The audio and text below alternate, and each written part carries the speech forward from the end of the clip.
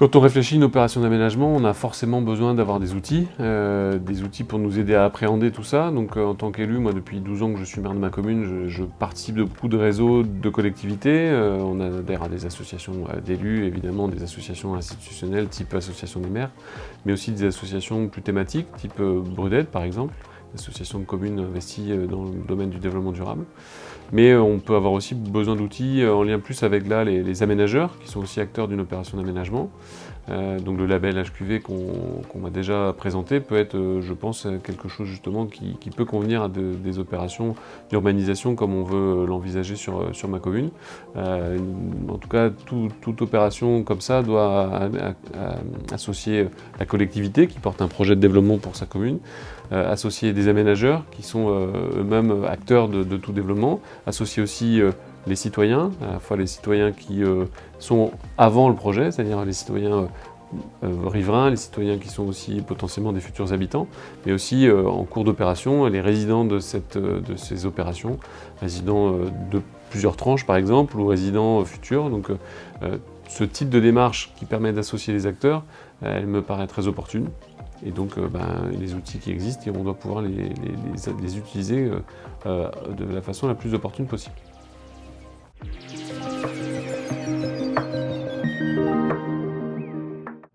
Ma commune, Riec-sur-Bellon, a donc une histoire on a fait plusieurs POS ou PLU, donc on a pensé l'urbanisation communale depuis pas mal d'années, mais dans le précédent mandat, le mandat 2014-2020, avec les communes de Quimperlé-Communauté, on a fait le choix de prendre la compétence PLU intercommunale, alors que notre territoire était plutôt déjà bien couvert en documents d'urbanisme, et on était tous assez convaincus de l'intérêt d'avoir un document d'urbanisme à l'échelle communautaire.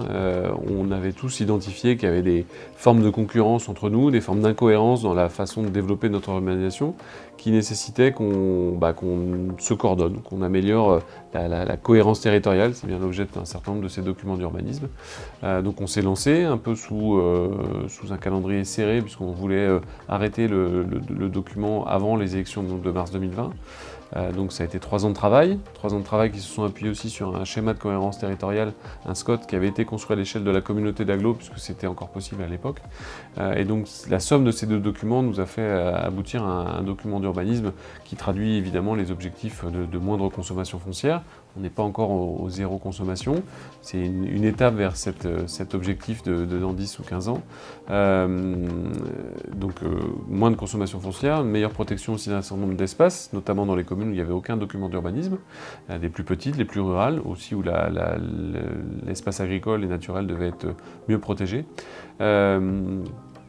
Et puis de repenser aussi les formes urbaines, de retravailler encore sur le renouvellement urbain.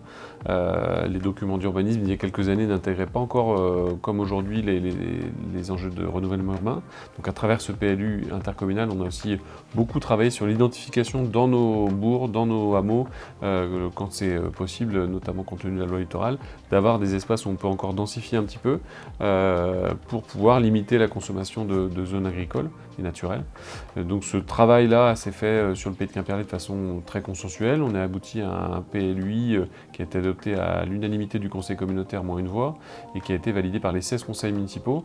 Donc 100% des communes l'ont validé. Donc ce travail très positif de 3 ans va devoir être encore finalisé avec les nouveaux élus du mandat.